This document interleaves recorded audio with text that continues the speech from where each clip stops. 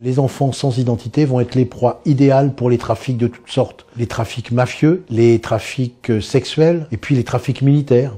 C'est en 2012, à Yaoundé, que j'ai entendu pour la première fois parler de la problématique des enfants sans identité. Je visitais avec un de mes confrères africains un orphelinat.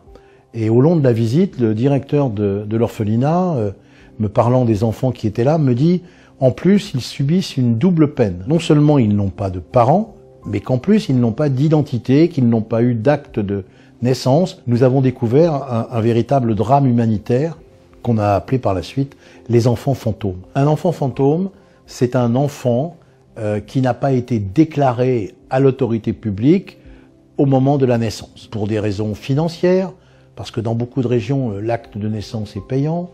Pour des raisons d'éloignement par rapport au centre public où on peut déclarer les enfants, pour des raisons culturelles, l'inquiétude de se retrouver sur un fichier. Il y a des États qui ont une administration qui est défaillante, voire inexistante.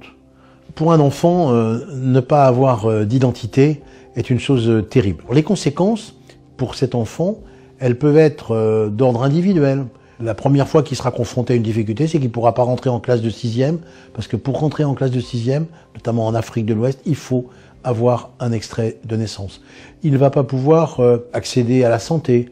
Il ne pourra pas ultérieurement accéder au droit de vote, puisqu'il n'aura pas d'identité. On pourra faire travailler les enfants mineurs, parce qu'on pourra toujours prétendre qu'on ne savait pas qu'ils étaient mineurs. On pourra marier de manière obligatoire ou avoir des mariages forcés entre des jeunes mineurs. Quoi de plus simple d'envoyer des enfants sans identité se faire tuer à la guerre, puisque de toute façon, comme ils n'existent pas, on ne pourra pas compter le nombre de morts et on ne pourra pas se rendre compte qu'il y a eu des tas de victimes ou d'enfants qui ont disparu ou d'adolescents qui ont disparu dans une guerre. La question de l'absence d'identité pour les enfants est un phénomène mondial et extrêmement important. On a un peu de mal à fixer des chiffres extrêmement précis, puisque par définition, les enfants sans identité ne peuvent pas être comptés, ils n'existent pas au sens juridique du terme. Mais on s'accorde à penser que c'est plusieurs centaines de millions d'enfants en Afrique de l'Ouest, en Amérique latine, en Amérique du Sud, aux confins de l'Europe, en Inde ou en Chine, pour des raisons extrêmement diverses, pour régulariser la situation des enfants fantômes, des enfants sans identité. Il y a deux grandes solutions.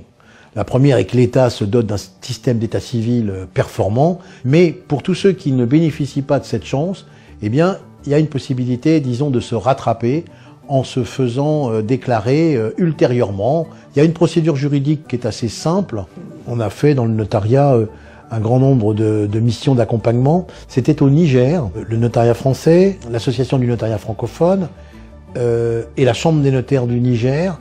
On a travaillé ensemble et on a abouti à peu près à 50 000 régularisations. Nous l'avons fait en Côte d'Ivoire, nous l'avons fait au Sénégal, nous l'avons fait au Togo. Pour bien se rendre compte de l'émotion que peut ressentir un enfant qui touche son acte de naissance, c'est que sur le plan non seulement juridique, mais sur le plan de l'existence qu'il peut avoir, c'est une deuxième naissance. En fait, il existe enfin. Il va pouvoir être reconnu, il va pouvoir aller et venir, il va pouvoir étudier, il va pouvoir se faire soigner. S'occuper des enfants fantômes, pour les notaires de France et les notaires francophones, c'est au fond une illustration du hasard et de la nécessité. C'est le hasard parce que nous sommes tombés sur la découverte de cette situation de manière un peu extraordinaire en visitant un orphelinat, mais très vite, c'est l'aspect humanitaire de la question qui nous a envahi, qui nous a débordé. Les notaires, on a là une caractéristique, c'est d'être immergés dans la société. On est souvent au cœur des familles pour parler des questions de naissance, de mariage, de décès. On est donc au cœur de la vie civile, de la vie familiale. Et donc par conséquent, ces enfants sans identité avaient une résonance pour nous extrêmement particulière.